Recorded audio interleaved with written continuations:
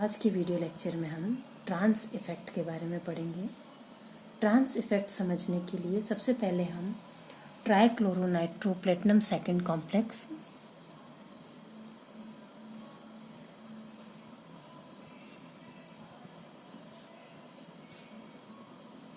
इसकी अमोनिया के साथ रिएक्शन को स्टडी करते हैं। हम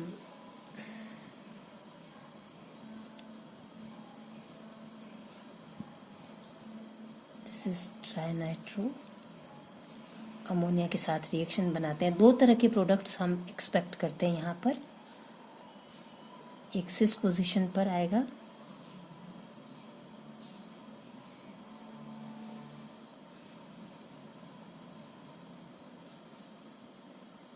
trans and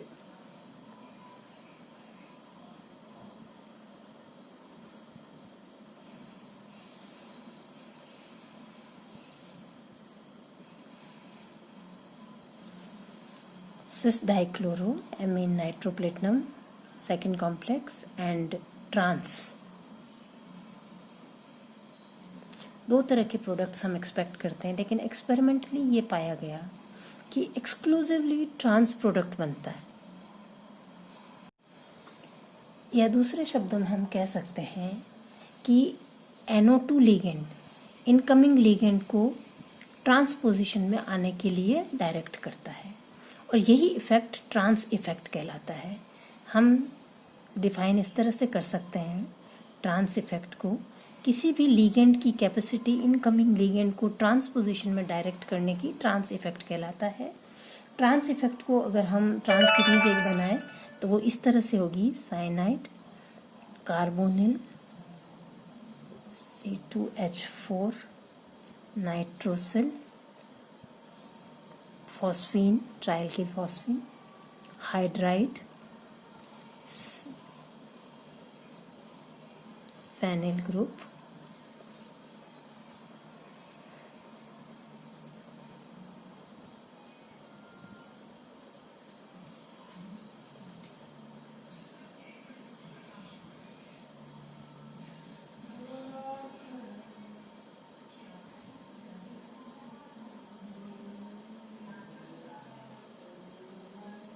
nitro iodide thiocyanide bromide chloride pyridine amine NH3 OH minus H2O।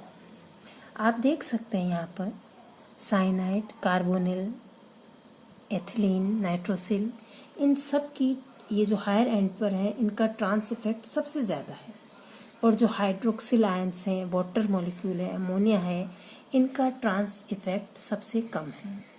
उसके लिए दो थ्योरीज दी गई हैं। पहली है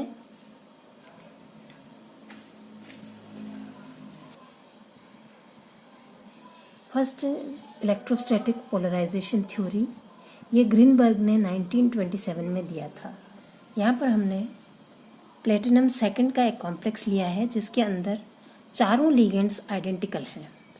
मेटल एटम के ऊपर जो चार्ज है ये चार्ज लिगेंड को पोलराइज करता है, लेकिन पोलराइजेशन चारों लिगेंड पर इक्वल होता है। जो डायपोल है एक दूसरे के अपोजिट लिगेंड्स एक दूसरे के डायपोल को कैंसिल कर देते हैं। Net dipole is 0।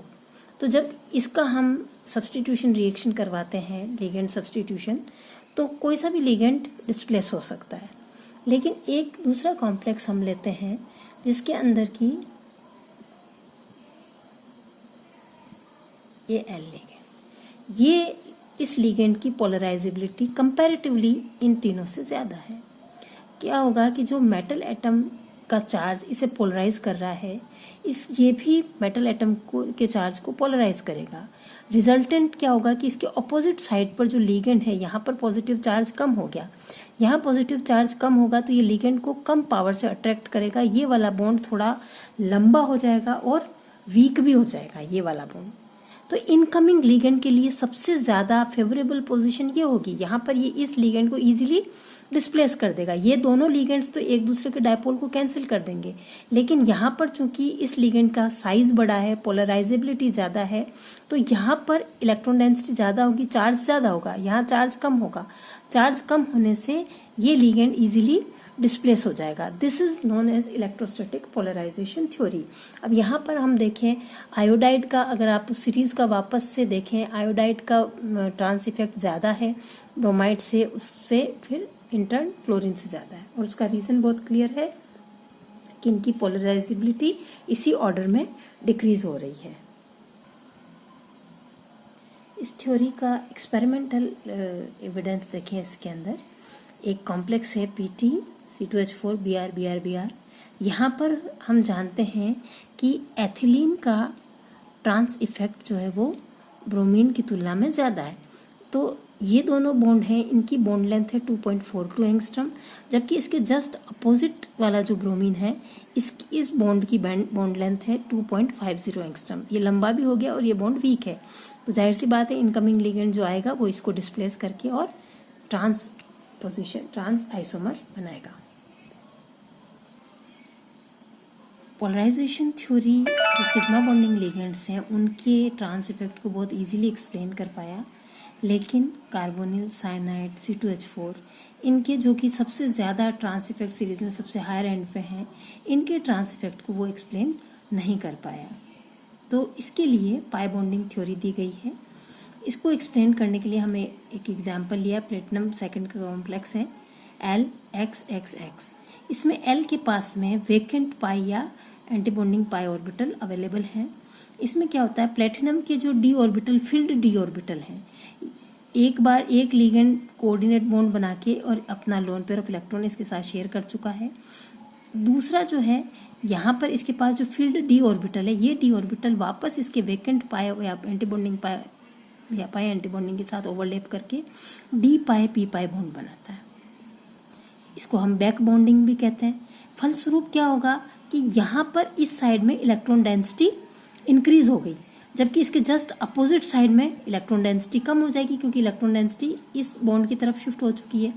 तो इस कारण से जब यहाँ पर इलेक्ट्रॉन डेंसिटी कम होगी, ये बॉन्ड वीक होगा, लंबा होगा, तो इनकमिंग लिगेंड के लिए इजीली हो जाए इसको डिस्प्लेस करके यहाँ पर आना।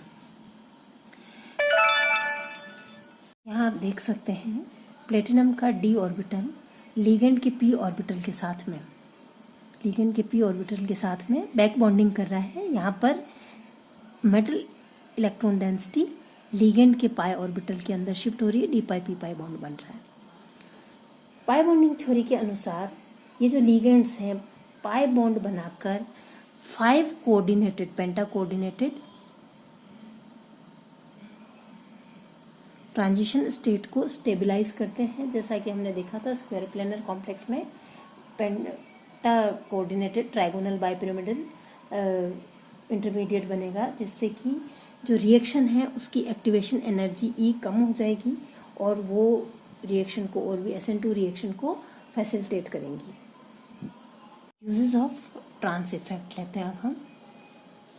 सिस और ट्रांस प्रोडक्ट हमें बनाने हैं। जैसे हम एक एग्जांपल लेते हैं, प्लेटिनम कॉम्प्लेक्स है, डाईएमिड डाईक्लोरो प्लेटिनम सेकंड कॉम्प्लेक्स बनाना है।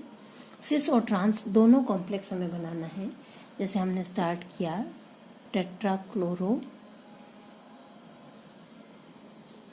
इसकी अमोनिया के साथ रिप्लेस करवाया हमने।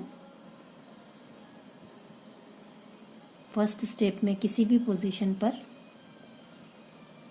अब जब वापस हम इसकी अमोनिया से रिएक्शन करवाएंगे तो NH3 और Cl में से किसका ट्रांस इफेक्ट ज़्यादा है? Cl का ज़्यादा है, तो ये इसके जो ट्रांस पोजीशन पे उसको रिप्लेस कर देगा। ये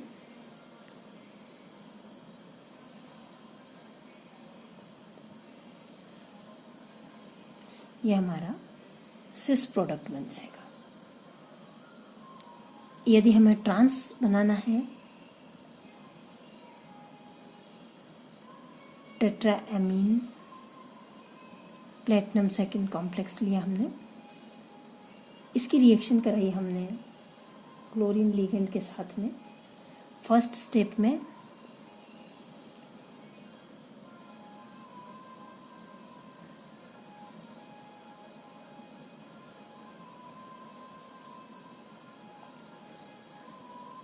क्लोरीन रिप्लेस हुआ। अब चूंकि इसका ट्रांस इफेक्ट ज़्यादा है तो ट्रांस पोजीशन पे जो एमीन है वो रिप्लेस हो जाएगा।